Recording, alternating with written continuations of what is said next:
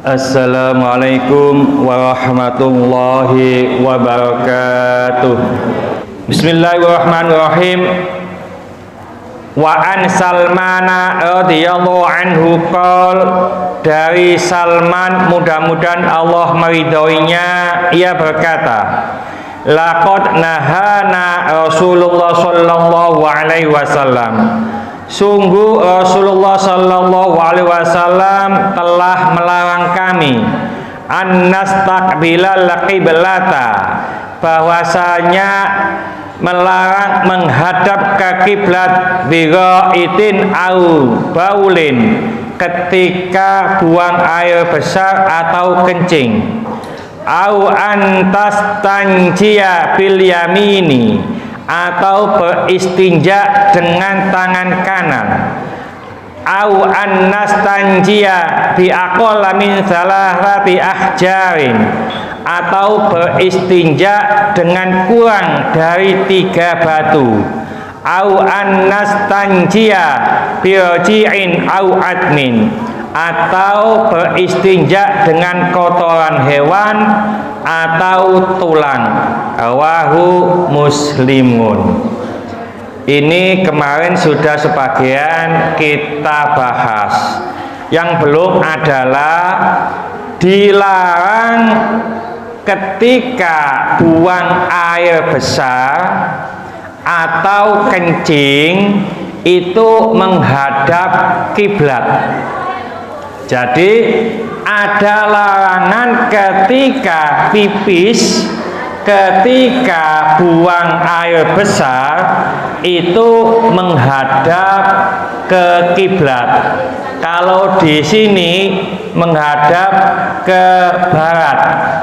Supaya pas kita baca selanjutnya, walis sab'ati, dan menurut 7 imam, an Abi Ayyub al-Ansari, dari Abu Ayyub al-Ansari radhiyallahu anhu, mudah-mudahan Allah meridhoinya, wala tastaqbilul qiblata, dan janganlah menghadap ke kiblat, wala tastadbiruha, dan juga jangan membelakanginya, bighaitin au balin, ketika buang air besar atau kencing, walakin syariku au gharibu, akan tetapi menghadaplah ke timur atau ke barat. Ini diriwayatkan oleh 7 imam. Masih tetap ketika kita buang air besar atau kencing itu tidak boleh menghadap kiblat atau membelakangi kiblat, ya, tapi menghadaplah ke timur atau ke barat. Iki hadisnya salah ta? Gak cocok iki. Gak oleh ngadep kiblat, gak boleh membelakangi kiblat, tapi disuruh menghadap ke timur atau ke barat. Cocok iki. Wong apa kiblate nduk nggone barat, membelakangi nduk timur, tapi gak oleh menghadap kiblat, gak boleh membelakangi kiblat, tapi disuruh menghadap ke timur atau ke barat. Cocok hadisnya ya. Begini Pak ya. Jadi kita ketahui Rasulullah sallallahu alaihi wasallam ketika menyampaikan hadis ini, beliau bertempat di Madinah. Madinah itu kalau sholat menghadap ke selatan. Jadi Madinah itu kalau sholat menghadap ke selatan, ke sana Pak. Jadi nek pipis, nek berak, jangan menghadap ke kiblat. Kiblat itu sana. Jangan membelakangi kiblat, membelakangi kiblat sana. Hadap ke mana?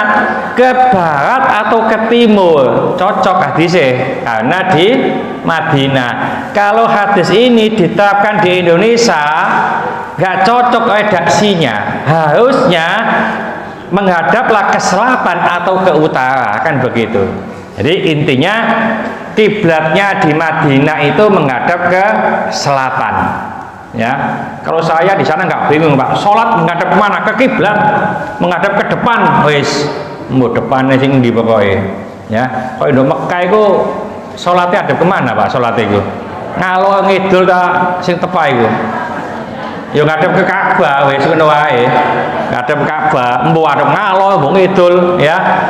Orang Indonesia mayoritas itu kalau kita tarik dari Masjid Indonesia ke tengah-tengah Ka'bah itu persis di Multazam. Ya, kalau kita punya Google Earth itu masjid kita umpamanya di Nur Fadilah di ruler di garis dengan Ka'bah itu lurus dengan Multazam. Multazam itu adalah di sini ada rukun Hajar Aswad ujung ini sing biasa diambungi lho Bu ya. Jadi umpamanya ibu-ibu gak iso ngambung Hajar Aswad, ngambung bapak wae. Apa maneh Pak Rofi Aswad sungguhan ini nanti. Ya. Lalu di sini ada pintu Ka'bah. Antara pintu Ka'bah sama Hajar Aswad itulah yang namanya Multazam. Dan orang kalau doa menghadap ke Multazam itu mustajabah. Kita kalau setelah tawaf lalu kita sholat, ya sholatnya kalau bisa di sekitar makom Ibrahim, tapi nggak mungkin karena banyaknya orang ya. Setelah itu doanya kalau bisa kita menghadap ke Multazam. Nah dulu Rasulullah Shallallahu Alaihi Wasallam kalau doa di Multazam itu ditempelkan pipinya Pak. Jadi pipi itu ditempelkan di Ka'bah itu ya. Jadi di Multazam ya. Jadi upayakan nanti Bapak-bapak mudah-mudahan seluruh jamaah ini bisa berziarah ke Mekah Madinah. Amin. Ya. Jadi ini kronologi apabila kita di Madinah. Jadi kalau di Mekah sholatnya di mana saja. Nah, lalu bagaimana kalau di rumah? Ya, di rumah itu nggak tahu ada yang WC-nya menghadap ke kiblat Pak di rumahnya. Di masjid ini ya, waduh, dok masjid ini WC-nya menghadap kiblat atau membelakang kiblat. Bagaimana? Begini, larangan hadis ini ya ini difahami oleh para ulama bahwa larangan untuk tidak boleh menghadap kiblat, membelakangi kiblat itu di tanah lapang. Kalau di bangunan boleh. Banyak hadis yang menjelaskan begitu. Ya, termasuk salah satu Ibnu Umar. Ibnu Umar ini pernah naik rumahnya Rasulullah. Nek saiki ngono ngedang layangan ngono bae Pak ya. Ngedang layangan munggah omah ngono. Melihat Rasulullah itu beol atau buang hajat itu menghadap membelakangi Sam. Ya, menghadap ke Sam. Jadi membelakangi kiblat. Ya, beliau di rumahnya Hafsah. Hafsah itu saudaranya Ibnu Umar. Ya, anaknya Sayyidina Umar, istrinya Rasulullah. Ya, membelakangi kiblat. Ada lagi banyak hadis. Termasuk kalau di tanah lapang. Di tanah lapang pokoknya ono ling-lingane, Pak. Ada halangannya, itu sudah boleh. Kemarin saya sampaikan pohon kelapa mana yang belakang, yang ada kencingnya itu yang belakang. Sayyidina Ibnu Umar itu dengan kuda dia turun. Setelah turun kudanya diletakkan di sebelah barat umpamanya ya. Lalu beliau pipis menghadap ke kiblat.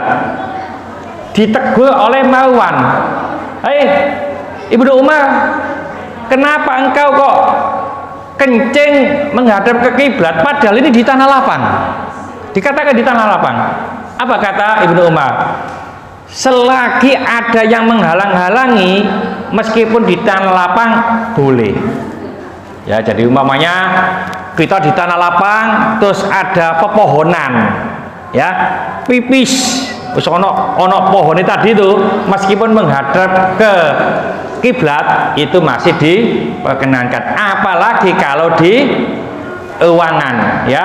Bisa dilihat di kitab Syarah Sahih Muslim ya, yang dikarang oleh Imam Nawawi. Di sana disebutkan bahwa larangan hadis buang hajat menghadap atau membelakangi kiblat itu hanya untuk di tanah lapang, sedangkan di bangunan diperbolehkan.